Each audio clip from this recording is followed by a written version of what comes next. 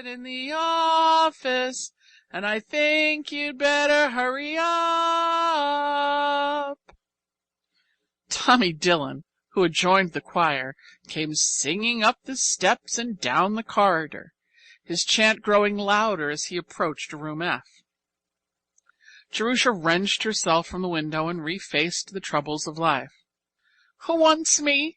she cut into Tommy's chant with a note of sharp anxiety. "Mrs. Lippett in the office, and I think she's mad. Amen."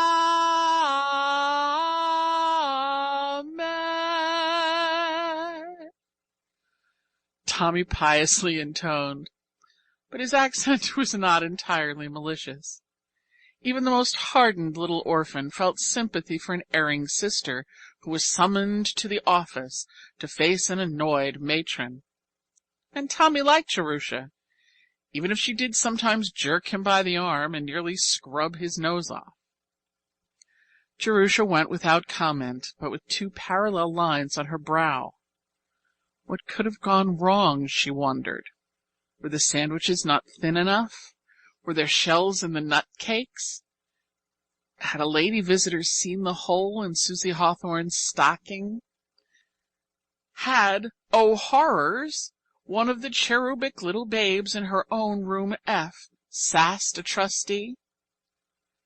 The long lower hall had not been lighted, and as she came downstairs, a last trustee stood, on the point of departure, in the open door that led to the porte cochere. Jerusha caught only a fleet impression of the man, and the impression consisted entirely of tallness. He was waving his arm towards an automobile waiting in the curved drive. As it sprang into motion and approached, head-on for an instant, the glaring headlights threw his shadow sharply against the wall inside. The shadow pictured grotesquely elongated legs and arms that ran along the floor and up the wall of the corridor. It looked, for all the world, like a huge, wavering daddy-long-legs. Jerusha's anxious frown gave place to quick laughter. She was by nature a sunny soul, and had always snatched the tiny excuse to be amused. If one could derive any sort of entertainment out of the oppressive fact of a trustee, it was something unexpected to the good. She advanced to the office quite cheered by the tiny episode, and presented a smiling face to Mrs. Lippett. To her surprise, the matron was also, if not exactly smiling, at least appreciably affable. She wore an expression almost as pleasant as the one she donned for visitors. "Sit down, Jerusha. I have something to say to you."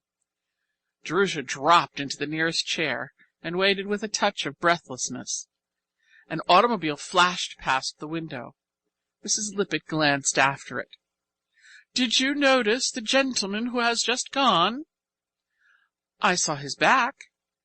"He is one of our most affluential trustees, and has given large sums of money towards the asylum's support. I'm not at liberty to mention his name. He expressly stipulated that he was to remain unknown."